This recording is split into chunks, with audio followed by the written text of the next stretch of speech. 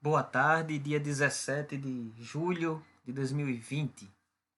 Então, na parte 2, eu disse que havia uma certa inconsistência, contradição, paradoxo sobre o fato de eu precisar fazer inferência sobre a média, supondo que eu conhecia o sigma, né? O desvio padrão da população.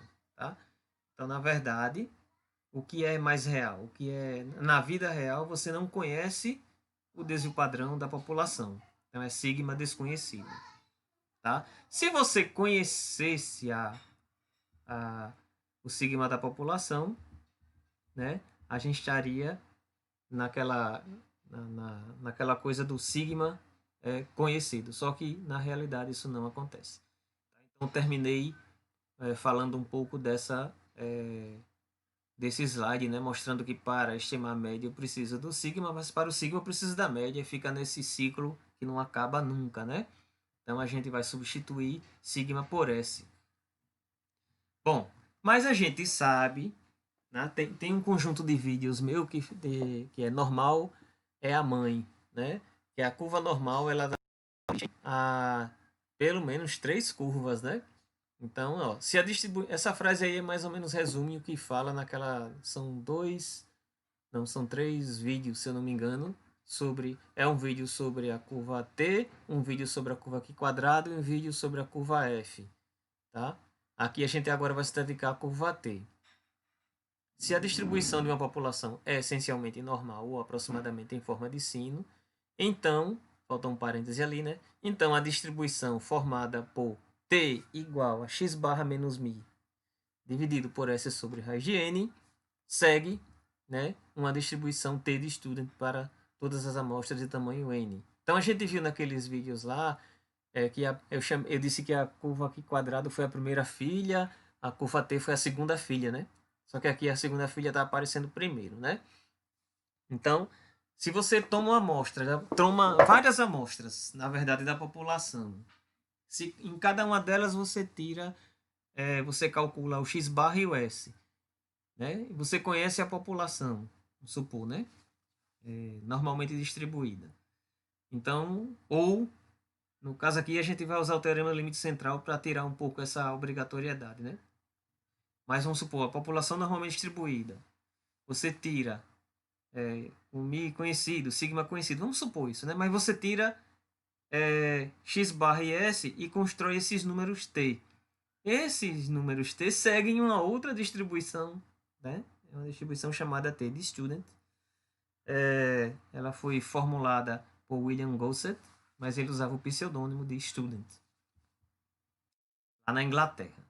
Então, se sua variável aleatória contínua segue uma distribuição normal com média mi e variância sigma, a gente viu lá naqueles vídeos que a distribuição, o número t, né, segue a variável t, a x segue a normal e a t, construída a partir disso, segue uma curva t com com ni graus de liberdade, tá? Então esse ni é o número de graus de liberdade. Então a gente, para calcular a margem de erro no vídeo 1, né, a gente substituiria então o z pelo t e o sigma pelo s, né? E para fazer teste de hipótese também a gente substitui o sigma por S e o Z pelo T. As fórmulas são as mesmas, agora a gente está usando outra curva e a gente está usando o S. A gente diz também que pelo fato de a gente usar o S, a gente está como se estivesse assim, aumentando a incerteza das nossas estimativas, nossos testes, porque o S também é uma estimativa. Ele é um estimador pontual do sigma da população, tá? Então, o desvio padrão amostral é um estimador pontual do desvio padrão da população. E aí a curva T meio que também trabalha com esse coeficiente de segurança, vamos dizer assim, tá? Por causa das suas características. Ela tem uma forma semelhante à forma da distribuição normal padrão, tá? Mas ela fica um pouco mais larga para amostras pequenas. Eu vou mostrar isso numa planilha, tá? Uma figurinha fazendo uma animaçãozinha. Ela também tem uma média, um valor esperado igual a zero. A média de t é zero. Só que seu desvio padrão, lá naqueles vídeos, né, normal é a mãe, vão lá ver, eu mostro lá, eu cito lá que a variância, e por consequência o desvio padrão, ele não é 1, tá? Ele é um valor diferente de 1.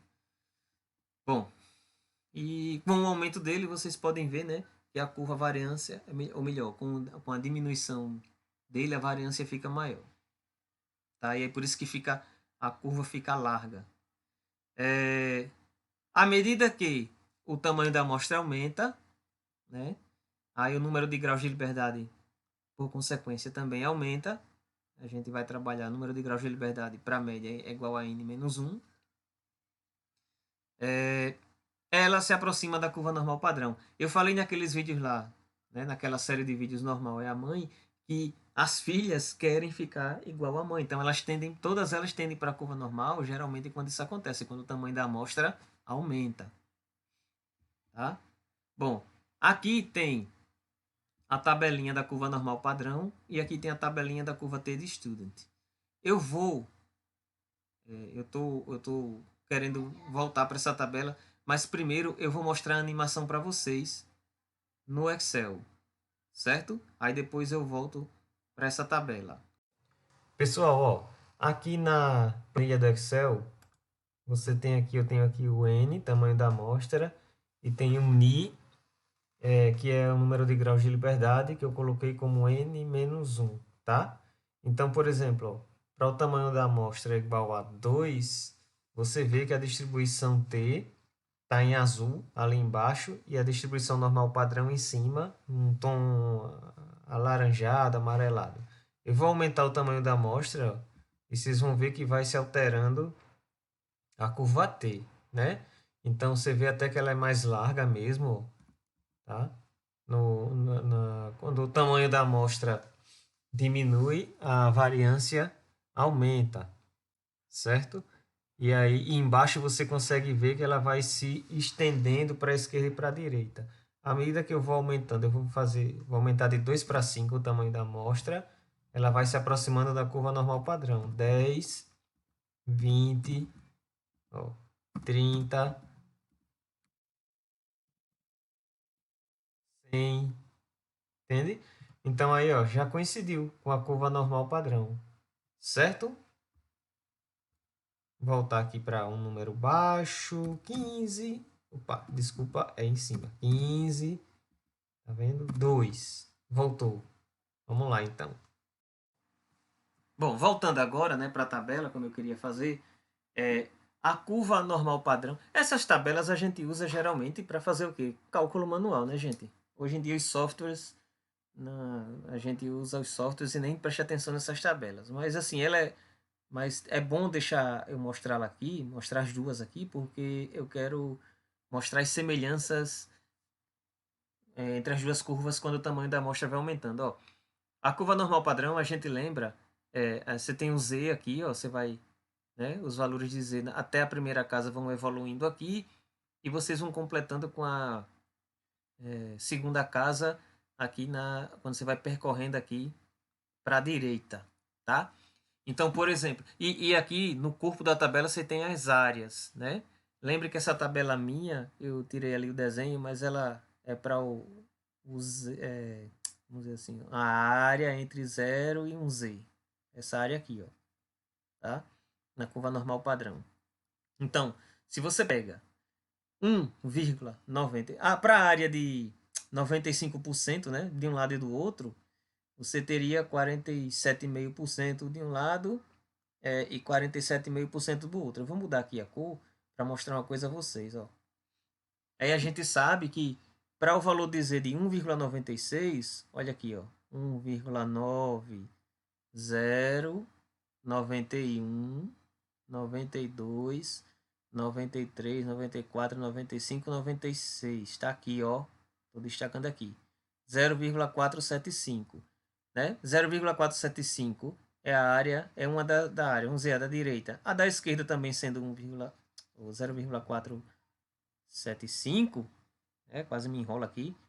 Você tem o total de 95%. Então, para a área de 95%, você tem o Z 1,96. Ok? Curva normal padrão.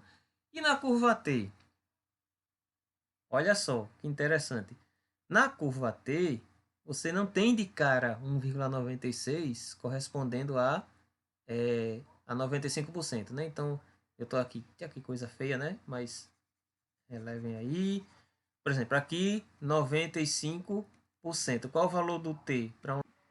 Gente, houve um problema aqui, então tive que retornar, mas aí apagou algumas coisas que eu escrevi e se apagaram, né? Mas assim, ó, eu estou falando da curva T. A curva T, então, é semelhante à curva normal, zero aqui. Aí vamos dizer que eu quero saber qual o valor de T, né? Para que aqui dê 95%. É 1,96?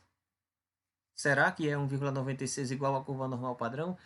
Depende de quê? Do número de graus de liberdade, que é igual a n menos 1.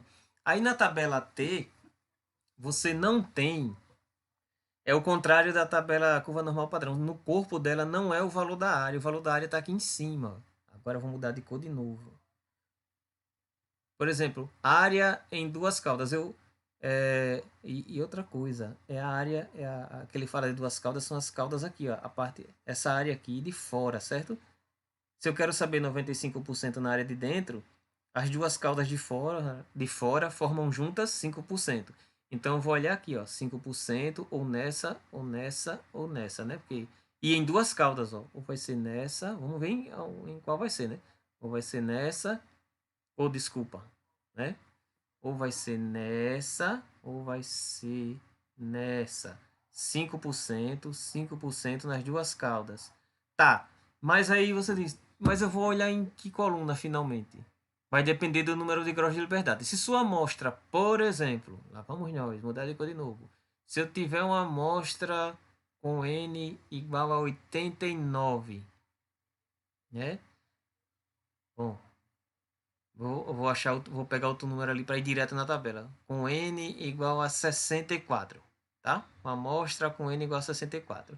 Aí o número de graus de liberdade é 64 menos 1, 63. Lá vai eu mudar de cor de novo. Eu vou aqui, ó. Aqui está o número de graus de liberdade. 1, 2, 3, aí vai até 27. Aí aqui continua. 28, 29, tá até 54. Aí aqui continua. 55, 56, 63. Cheguei nele aqui, ó. 63, 5% em duas caudas, 1,998. Opa! Então não é 1,96. Sempre não, não. Sempre não. Mas se você for aumentando o número de graus de liberdade, se você pegar uma amostra com... Se eu pegar aqui, ó, já com... É uma amostra enorme, né? 4.500. Eu vou subir um pouquinho, tá, gente? Se eu pegar uma amostra com 600 valores, ó, quando a amostra aumenta, o número de graus de liberdade... 601, né? Se eu pegar uma amostra com 601 valores, o número de graus de liberdade é 600. Aí eu vou aqui, ó, já aproxima da curva normal, 1,96. E assim vai, ó. Com amostras grandes, tende para a curva normal, tá? É justamente o comportamento que eu mostrei lá na planilha. Tá? Então a gente usa a curva T na prática em testes de hipótese e estimação de média, ok? Curva normal padrão, curva T. Muito obrigado.